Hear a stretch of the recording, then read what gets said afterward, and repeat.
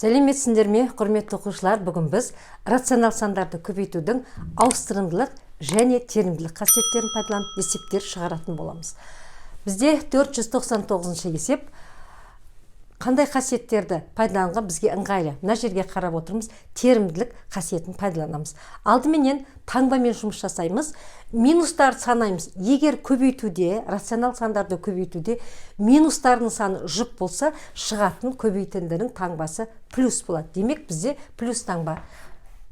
Әрі қарай жазып аламыз. 4-тен 3 қалай көбейткен бізге ыңғайлы? 1/3-тен 1-ді аралас санды бұрыс бөлшекке айналдырамыз. Сол кезде бізде 3-тен 4 шығады және көбейту 7.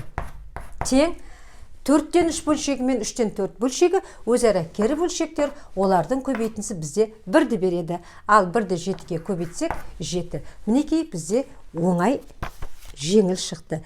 Келесі В деңгейдегі 502-ші есеп. Мына жерде қараймыз, минустың таңбасы 2. Демек, бізде оң сан шығады. Ал реттілігі осы жердегі реттілікті қалдырсақ болады. 0,2-ні 5-ке көбейтсек, бізде 1 шығады ғой. 1-ді 13-ке көбейтсек 13. Демек, шыққан санымыздың мәні бізде 13-ке тең. Келесі есеп, осы 502-ші есептің 5-шісі. Қарастырамыз. Таңбамен жұмыс жасаймыз. Минустардың таңба саны нешеу? 3.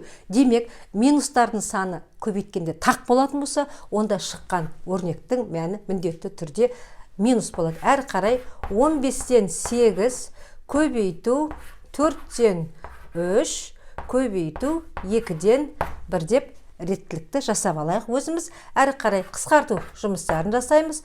3-ке қысқарады, 15-ке 5-тен 8-бен 4-ті былай қысқартып жіберейік балдар. 4 пен 2-ні көбейтсең 8, алымындағы 8-бен 1-ден осылай қысқартып жіберуге болады. Сонда бізде шықты минус 5-тен 1 деген мәнге тең болады екен. Келесі есеп 6-шысы. Осы есептің минустардың саны 2. Онда шыққатын өрнек бізде плюс болады. Әрі қарай 4-тен 3-ке бізге 4-ті көбейтіп, сосын 5-ке көбейткен ыңғайлы. Өйткені 4 пен 4 бізде қысқарып кеткені жақсы. Сонда 3 пен 5-ті көбейтеміз, тең 15 шықты. Мінекей біздегі берілген есептің мәні осыған тең. Келесі есеп бізде С деңгейден 506-шы есепті шығарып көрсетейік. Бірінші қарастырамыз. Минустардың саны бізде қанша? Минустардың саны бізде тақ. Олай болады, бізде шыққан өрнегіміз бізде минус болады. Әрі қарай көбейту ережесі бойынша жазамыз. 5-тен 4 көбейтеміз 12-ден 5-ті және көбейтеміз 8-ден 3-ті. Тең қарастырамыз. 5 пен 5 қысқарады бізде 1. Мына 4 пен 3-ті көбейтсе 12, 12 мен 1-ден осылай қысқартып жіберуге болады. Сонда бізде қалды минус 8-ден 1 деген мәнге тең болды. Келесі есеп осы С деңгейдегі 507-ші есеп. Өрнектегі С-ды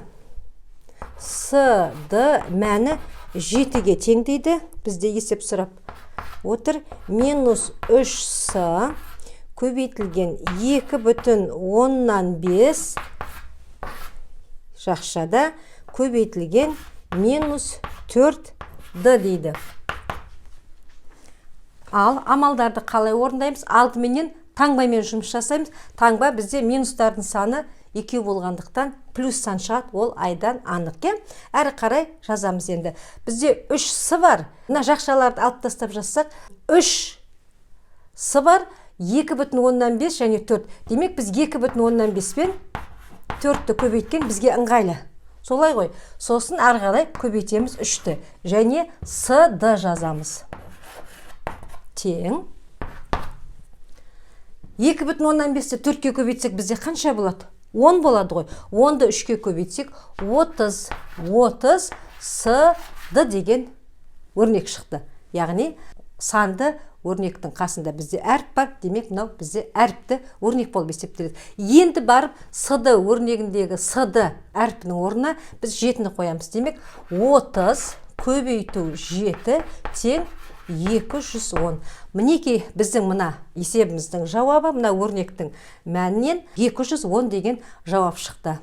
Яғни осындай әріпті өрнектер келсе, әуелі өрнекті ықшамдап аламыз, сосын ең соңында берілген айнымалыдағы сандарының орнын осылай қойып шығаруға болады екен. Ал құрметті оқушылар, біз осымен бүгінгі сабағымызды аяқтаймыз. Рационал сандарды көбейтудің ауыстырымдылық, терімділік қасиеттерін пайдалана отырып, есептерді осындай әдістермен шығаруға болады. Келесі сабақты жібермей, үнемі қадағалап қарап отыру үшін арнаға міндетті түрде тіркелу керек. Және өз пікірлеріңді қалдырып отырыңдар. Келесі сабақта кездескенше.